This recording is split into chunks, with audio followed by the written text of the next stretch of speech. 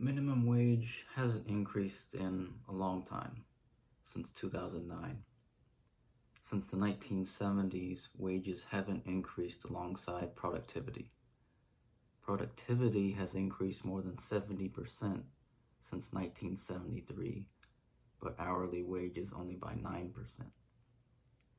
Of course, if costs go up like housing, food, transportation, education, healthcare, but your wage doesn't, then you are losing money. But it's a man-made fault. Of course, it's not possible to separate politics from economics, especially since minimum wage is set by Congress. In 2021, a $15 minimum wage was rejected by all 50 Republicans, 8 Democrats, and 1 independent. In 2024, California voters narrowly rejected an $18 minimum wage. That was Proposition 32. As Franklin Roosevelt said, every American should have a decent living.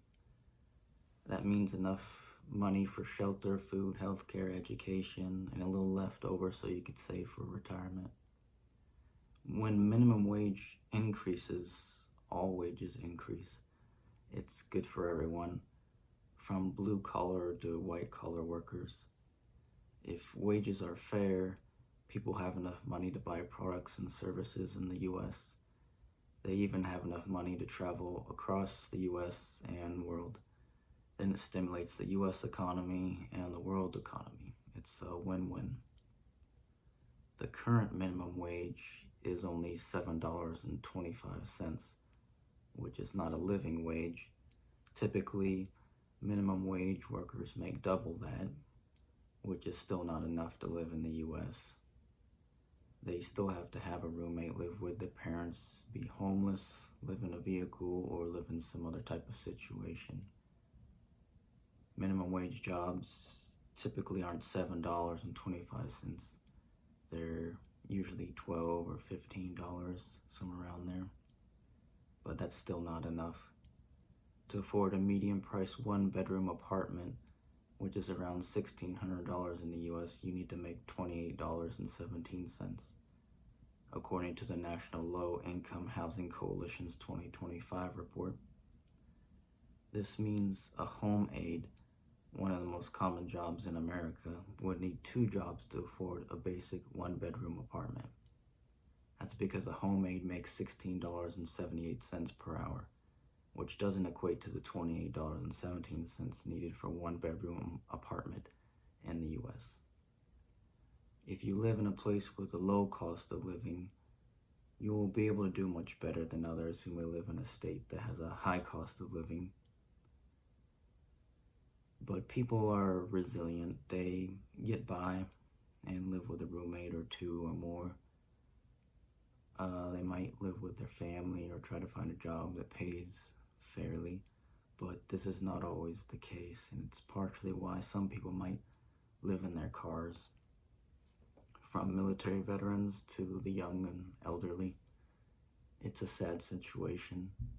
In other words, the US has been in decline for decades, at least the middle class and poor. When fair wages are considered controversial to politicians, then we know we've been robbed by a small group of people that control whether we get paid fairly or not. The billionaire class versus everyone else, or the corporate-controlled government versus all of us. But let's go beyond any party. It's the system, you might say, because there are countries like Belgium and France that use economic formulas to figure out if minimum wage should increase due to inflation and other factors. Belgium sets their minimum wage through collective bargaining, and the minimum wage varies from sector to sector. They also have a national minimum wage, but when they bargain, the sector minimum wage is far greater than the national minimum wage. Belgium is just one example of how we in the US can change the minimum wage so it varies by industry. There are around 100 committees that negotiate wages per sector. Once agreed, these agreements become legally binding by royal decree.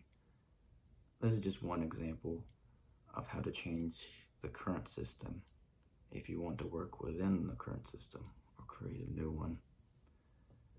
But for all the worker-focused organizations that say they're trying to get Congress to raise the minimum wage, they're going through a failed system where Congress has too much power and they're controlled by corporate interest. They're going through a bureaucratic system that has been in decline for many decades and that refuses to adapt to basic living standards. This is shown through the age of the average politician who is so wealthy and out of touch, they either don't understand or care that the minimum wage is so little you need to have multiple jobs to afford a basic one-bedroom apartment. Then the American dream has been dead.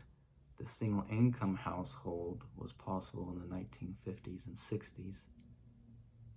But this is so far-fetched to young people these days that they probably don't believe me when I say the cost of living was far lower 60 to 70 years ago.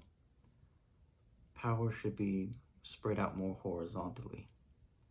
Congress is too powerful. The Belgian way of setting minimum wage nationally and by sector is just one example of how more politically developed countries handle the issue.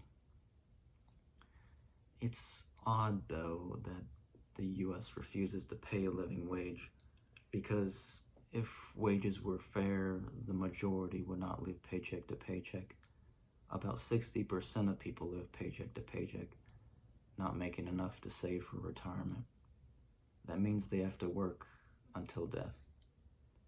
You might call this the epitome of wage slavery, where capitalism exploits workers so much that workers are not able to stop working if they want to.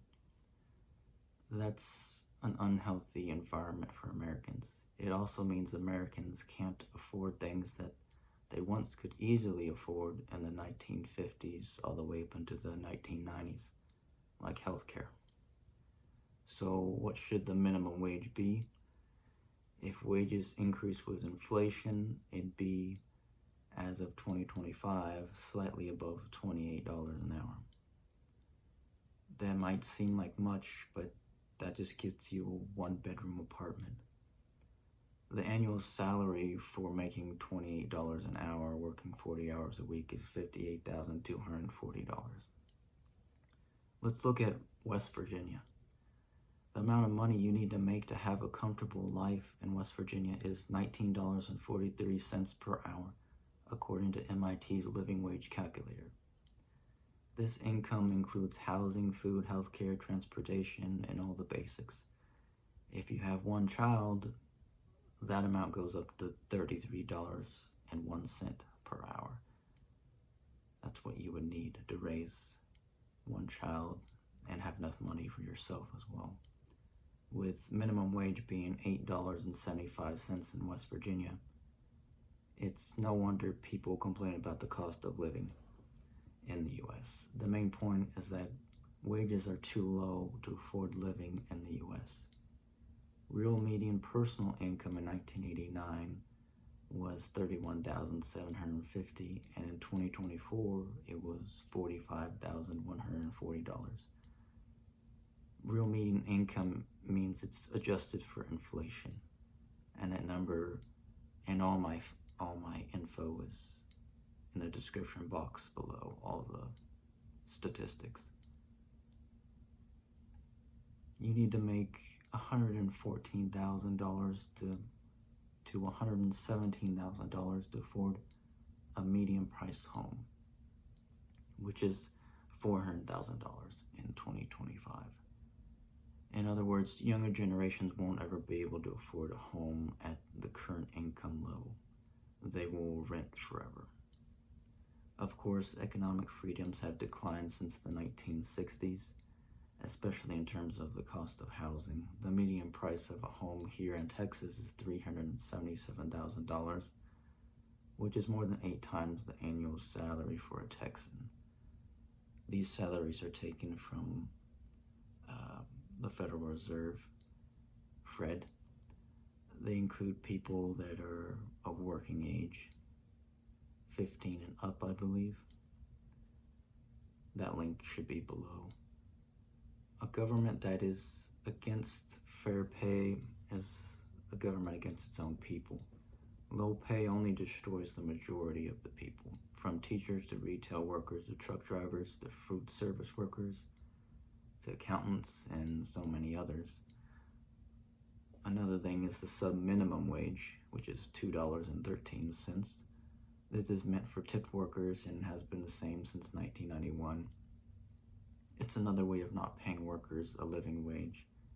Historically, the sub-minimum wage excluded teenagers and people with disabilities because then the businesses didn't have to pay these people fairly. It might get phased out eventually. Already 25 states have phased out or are currently ending sub-minimum wage. The good news is we are aware that the minimum wage must increase. Problems start with awareness and end with action. Will we create a system like Belgium or other countries where pay is decided per sector, bargaining between unions and businesses, or will we vote in politicians that understand that minimum wage should be far higher? Or even more drastic, will we create an entirely new political system, better than the old, outdated one that has non-hierarchical structures so that the people can decide faster, smarter, and more efficiently than lifetime politicians that work for corporate interests, which Thomas Jefferson warned against. He warned against lifetime politicians. Let me know what you think. In my next video, I'll mention how we are also robbed due to the majority paying the burden of the tax instead of corporations paying the burden, like they used to do back in the 1950s, when the middle class reached its peak in terms of